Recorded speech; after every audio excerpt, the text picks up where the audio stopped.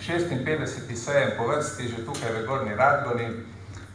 Te dni je vreme, tudi letos nam lepo služi, tako da ni prevroče, ni prehladno, prav lepo je.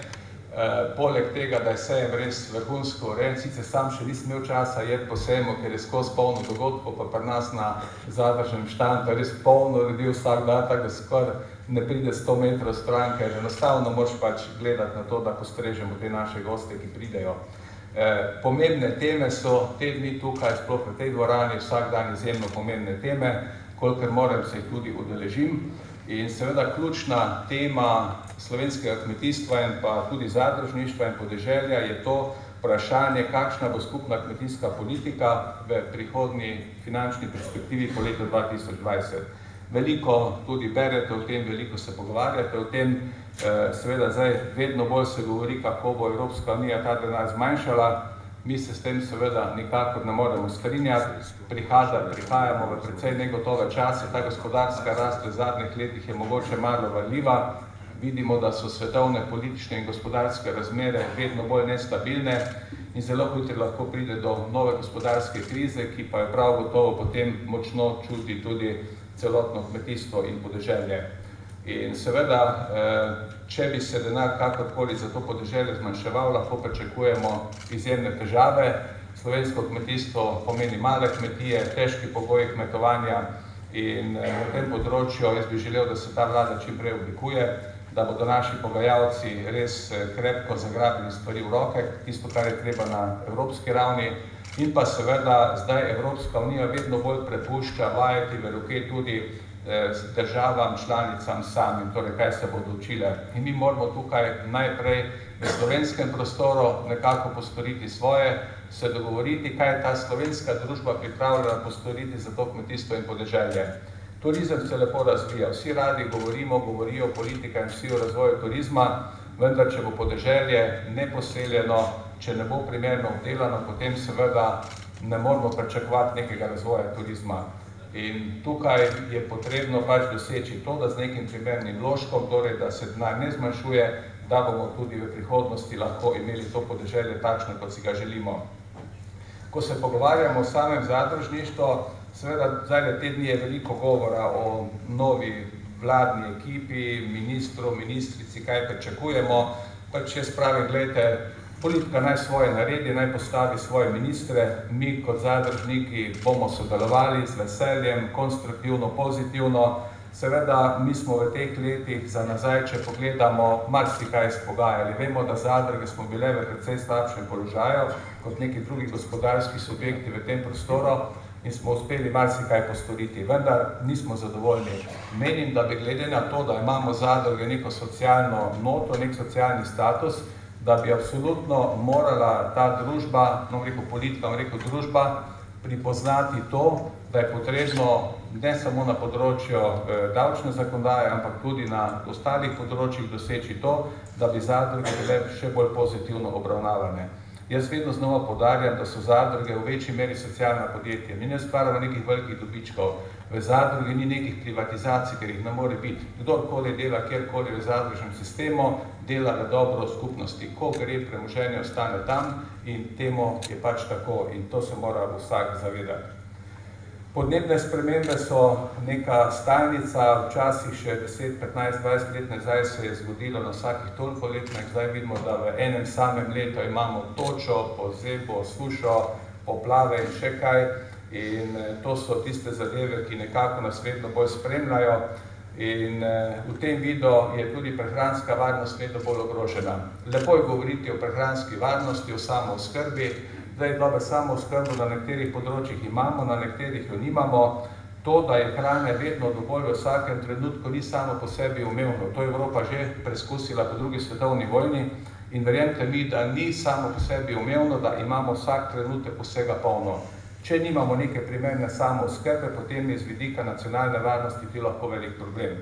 In tukaj pač seveda vidimo, da se kmetje pač, kar se tiče zavarovalništva, je država nekako v tem preteklem času nekoliko povečala te podpore, vendar pa bo potrebno tukaj še marsikaj postoriti. Ta letošnji sejem je nekako posvečen mladim. Vsak dan nekak dogodek, kjer se mladi kmetje predstavljajo, tudi sam se teh dogodkov, kolikor moram, tudi udeležujem. Na mladih svet stoji, radi pravimo, vendar včasih je realnost drugačna. Opozoril bi rad na to, da se preko status mladih danes je drugačen, kot je bil status mladih, ko smo mi bili prevzemniki kmetij. Takrat tudi, ko smo mi prevzemali kmetije, nihče ni nič dobil, noben nič bilo za spodbude za mlade prevzemnike ali karkoli. In tudi si takrat mladi nismo delali kalkulacije, se kmetovati splača ali ne. Imeli smo nek odnos do staršev, do kmetije, do tradicije in nekako smo vedeli, da je to kmetijo treba prevzeti. Danes pa mladi seveda imajo malo drugačno računico. Mladi danes so praktično vsi izobraženi. Ne samo kmetijske izobrazbe, tudi drugih izobrazb.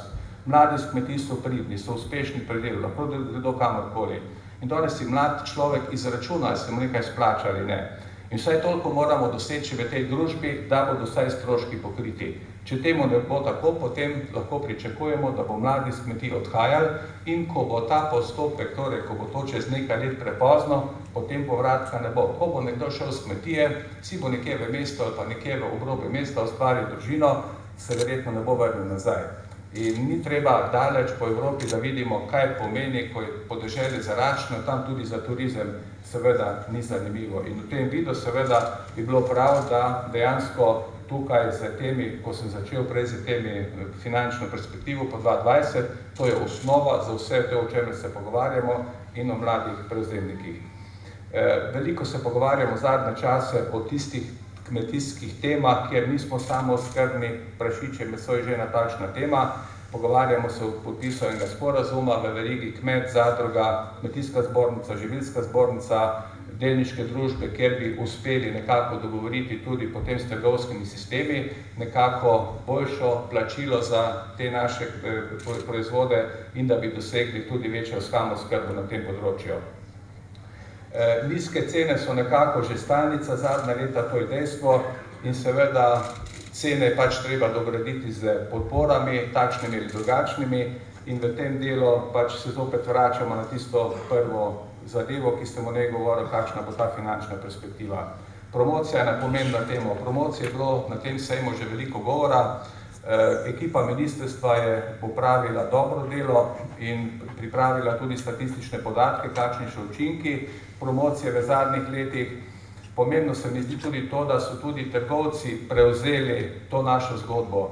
Tudi tuji trgovci promovirajo domače izdelke, slovenske izdelke in to se mi zdi dobro. Včasih se to malo spotika, pravi, Lidl pa Hofer oglašujeta slovensko.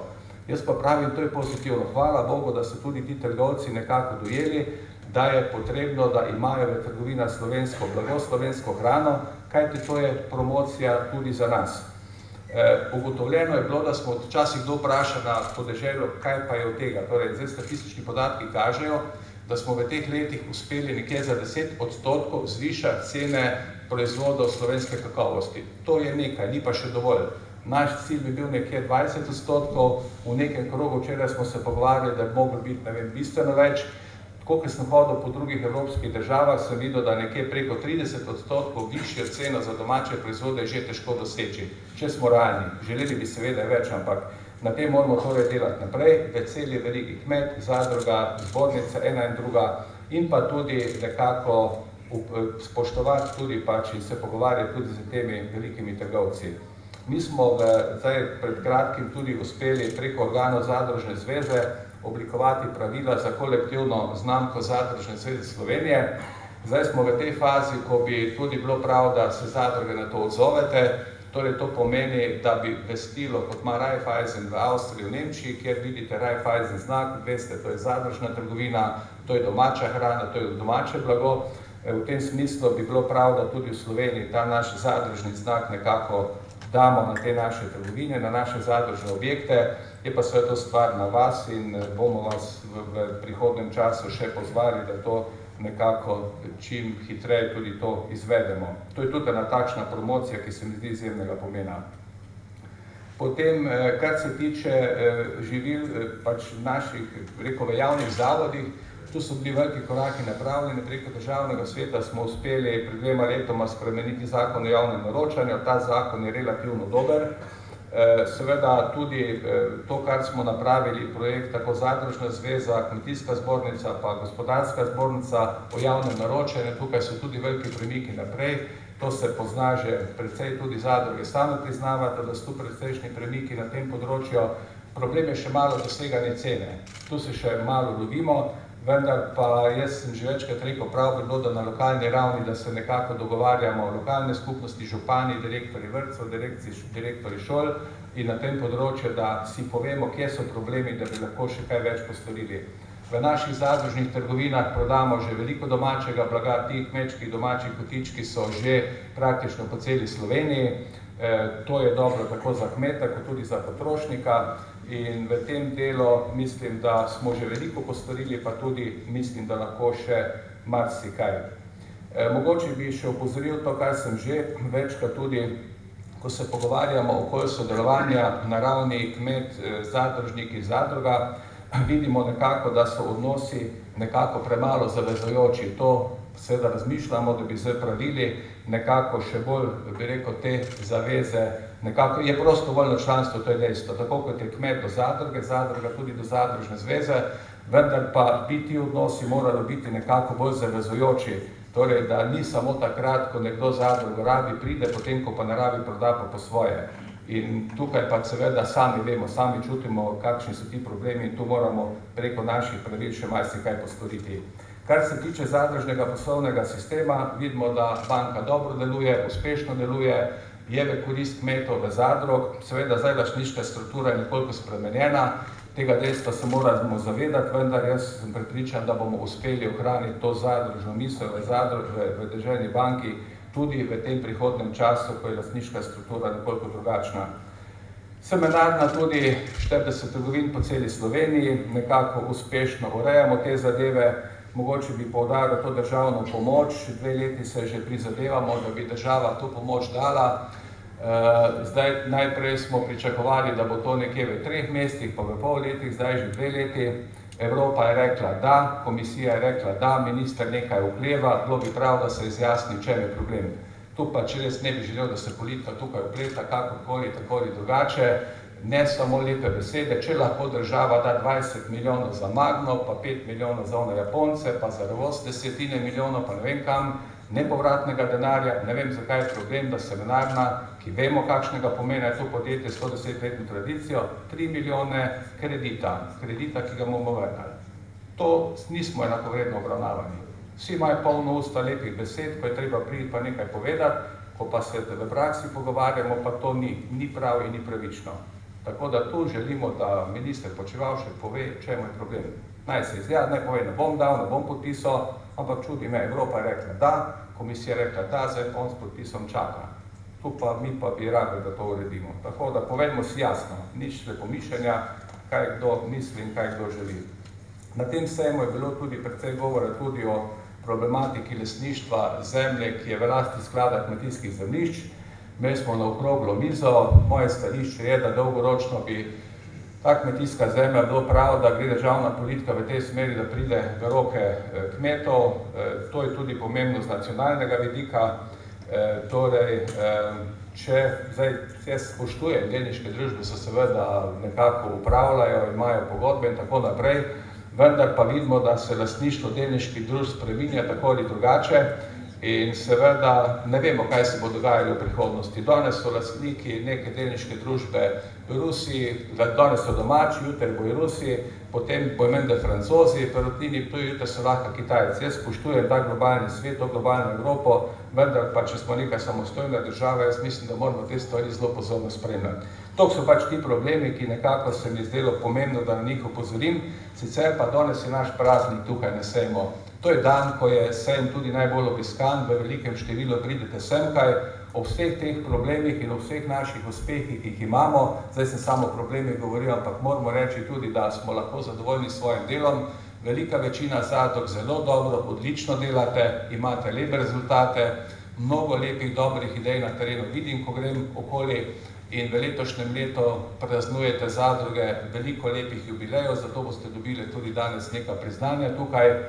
Čestitam vam, čestitam tudi kmetom, zadružnikom, posameznikom, ki ste zaslužni za to delo, ki si desetletja prizadevate za dobrobit tega kmetijstva, podeželja in zadružništva in seveda se zahvalim, treba reči besedo hvala Veseli me tudi, ko grem po terenu, ko zadruge tudi prirejate te razne slovesnosti, v velikem številu se ljudje odzovejo, ne samo kmeti, tudi drugi pridejo, tako da ta slovenska javnost vedno bolj pripoznava, da je zadružništvo pomembno, torej iskrene čestitke vsem nagrajencem, lep dan danes želim, potem ste vsi povabljeni na tule v Halo B, kjer imamo tu v vrsti, boste videli najprej seminarna, potem kmečki glas, Deželna banka, Zadružna zveza, potem so naše zadruge naprej, tam v vrsti zadruga Lenart, pa zadruga Ptuj, pa vsi ostali, do vseh ne naštevam, ki so tukaj na sejmu prisotni.